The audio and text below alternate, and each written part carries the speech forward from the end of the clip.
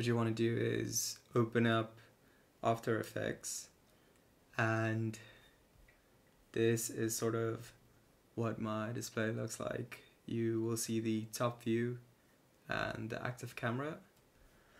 And where I started was sort of, I created a camera and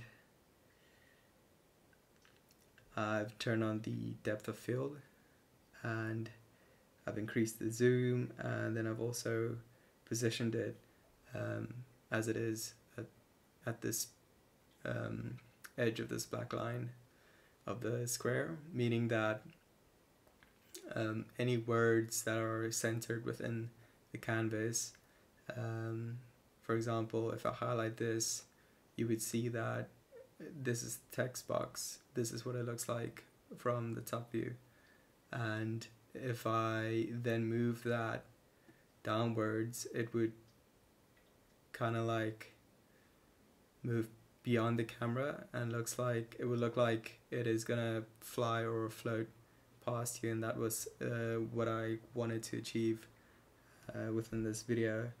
This is something that usually happens, is you have to go to your media and disk cache and you have to clear that up, otherwise the video doesn't want to play. Alright, so if you select any of these, you would then see how I've anchored a point. And if you select that, for those of you that are not too familiar with After Effects, those are called keyframes. So if you select all three of them, you would want to easy ease them. Go to Keyframe Assistant and press Easy Ease. And then if you go to your speed graph editor, you would want to manipulate it to get it up to that shape. If you select the bottom two represents the opacity. Within the first keyframe, you want the opacity to be 0 and increase it up to 100. And the reason for doing that is, if I scroll over that, you would see the text flying past the camera, but as that happens, the opacity goes from 0 to 100.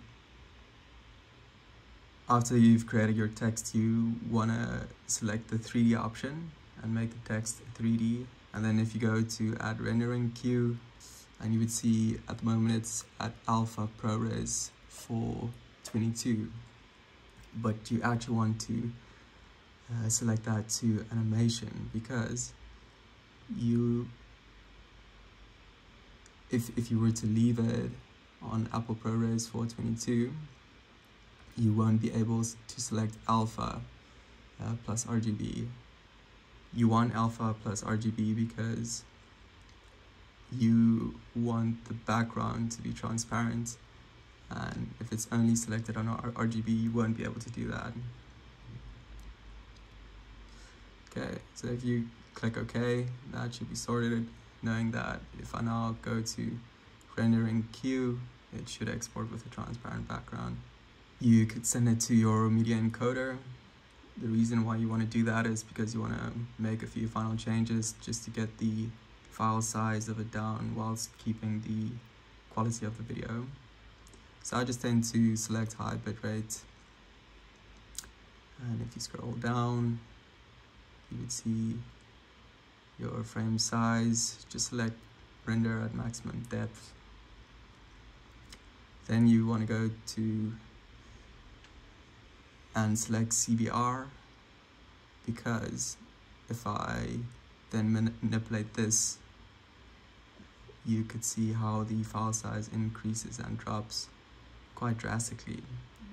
So if I understand it's correct, if you drop it down to 3, your file size is decreased quite a bit, but you'll still maintain the quality that you want.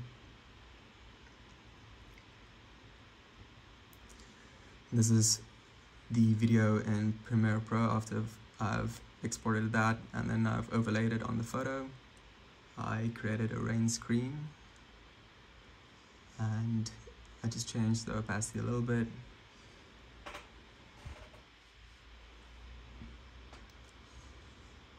I'll put the link in the description of where you could find the rain screen. So it looks kind of nice at the moment. It gives that effect of the words flying out of the model. I've included some audio to allow you to feel a bit more submersed. At the moment, the entire video is color graded. I might actually just end up using black and white, and this is the final iteration. So I'm just going to read the words out, place and on place.